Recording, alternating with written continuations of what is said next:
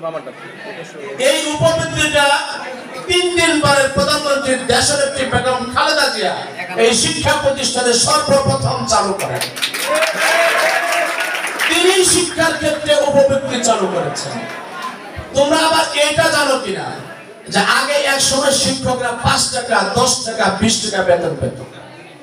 এই শিক্ষকদেরকে জাতীয় মর্যাদা প্রদান করে এই শিক্ষার্থীদের বেতন এই জাতীয় স্কেল সরকারি স্কেল প্রদান করেছেন শহীদ প্রেসিডেন্ট জিয়াউর রহমান 1980 সালে। এটা বলছি কেন, শিক্ষা ক্ষেত্রে তোমাদের এই জিনিসগুলো তোমাদের জানতে হবে। আর এই যে পরিবর্তন একটু খেয়াল করতে হবে। ছেলেরা মনে করে আমাদের তো উপবৃত্তি কম, তাই বলে মনে করে না। ছেলেরা ক্লাসও কম করে, ঠিক কিনা? ছেলেদেরও হুন্ডাও বেশি আছে, তাই না? মেয়েদের তো হুন্ডা নাই, ওরা ক্লাস করে। তোমাদের হুন্ডা আছে, তোমরা ক্লাস করো না।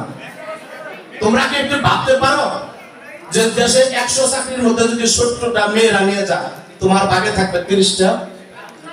10 বছর পরে সব মেয়েরা চাকরি করলে ছেলেরা যদি চাকরি না পায়, ছেলেরা কি করবে? এটা কি ভাবতে পারো? এটা কি ভাবতে পারো?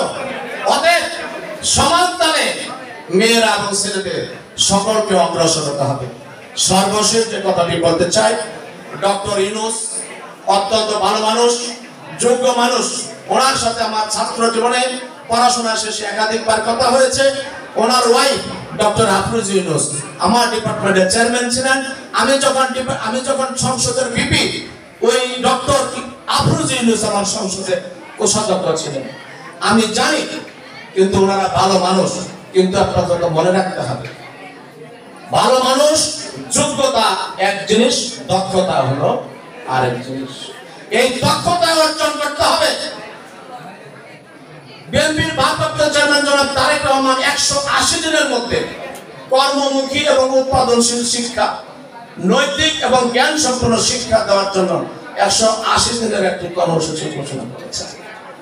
আমরা চাই এটা খালি ঘোষণা নয়, এটা বাস্তবায়ন করে এই দেশের সন্তানদেরকে মানুষ করার জন্য, আমাদের এই হৃদয়ের টুকরাদেরকে মানুষ করার জন্য, সঠিক পথে তুলে দেওয়ার জন্য, এই পথটাকে প্রস্তাবটাকে বাস্তবায়ন করার জন্য, দেশটাকে সঠিক পথে তোলার জন্য, রাষ্ট্র কাঠামো মেরামত করে নতুন করে দেশটাকে সাজিয়ে ওই 53 বছরের অন্যায় অভিযান, দর্শন, খুন, গুম, অত্যাচার, নির্যাতন, ওই পাচারকে বাদ দিয়ে নতুন দেশ সাজিয়ে আমরা দেশটাকে অগ্রসর করব।